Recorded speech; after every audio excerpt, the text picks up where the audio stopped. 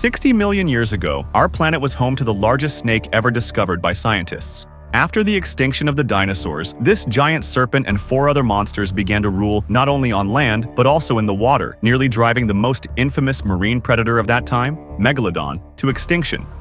The bite force of one of these creatures was so powerful it could cut a Megalodon in half. Want to know what it is? Then watch this video until the end, and let's dive in.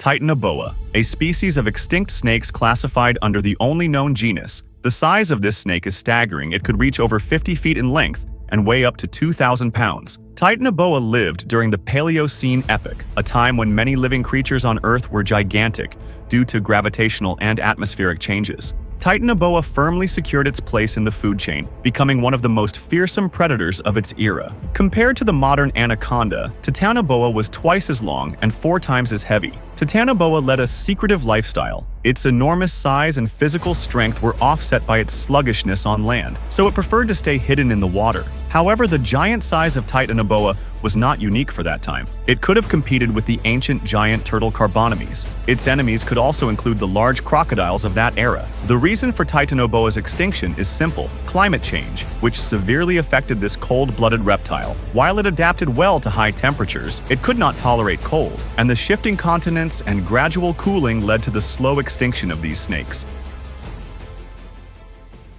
Cameroceras, a genus of giant cephalopods known as arthropods that existed about 470 million years ago. Arthropod refers to an extinct group of cephalopod mollusks. It is widely believed that Cameroceras was one of the largest, if not the largest, arthropods ever to have existed. However, this conclusion applies only to the upper estimate of the animal's size. In the 20th century, it was believed that its shell could reach up to 35 feet in length. However, modern estimates have revised its size downward. According to scientists, its shell likely did not exceed 20 feet. Despite this, Cameroceras was still one of the largest animals to have lived during the Paleozoic era. The base of its tentacles housed a hard beak capable of piercing the bodies of its prey. It was strong enough to crack the hard shells of other arthropods or even the armored exoskeletons of eurypterids. Judging by its enormous size, Cameroceras was an apex predator in deep waters, likely feeding on large trilobites, small cephalopods, and sea scorpions, which were also quite large. Sea scorpions existed throughout the Paleozoic era. Some species reached up to 6.5 feet in length, although most species were smaller, averaging around 8 inches. One of the largest known sea scorpions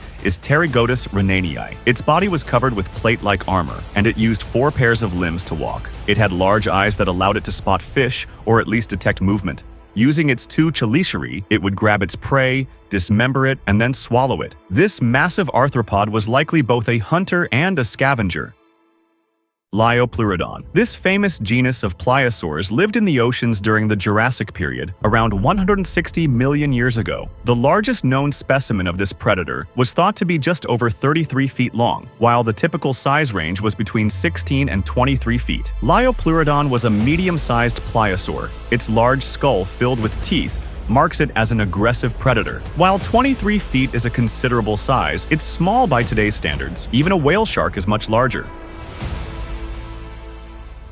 On our planet, there existed an even larger species of pliosaur, Kronosaurus. A giant pliosaur from the early Cretaceous period, Kronosaurus was one of the largest and most well-known pliosaurs. According to scientists, its length approached 36 feet, and it could weigh up to 24,000 pounds. Biomechanical analysis of its skull suggests that Kronosaurus had a very powerful bite that could cut a Megalodon in half. However, its skull experienced significant stress when consuming large prey or subduing it before swallowing. As a result, it could not eat very large animals. And even though all these monsters are long extinct, the great white shark, a descendant of Megalodon, still has enemies that stalk it to this very day. Some of them are small, and some of them are large, but all of them are deadly. Want to learn more about them? Then click on the video right here.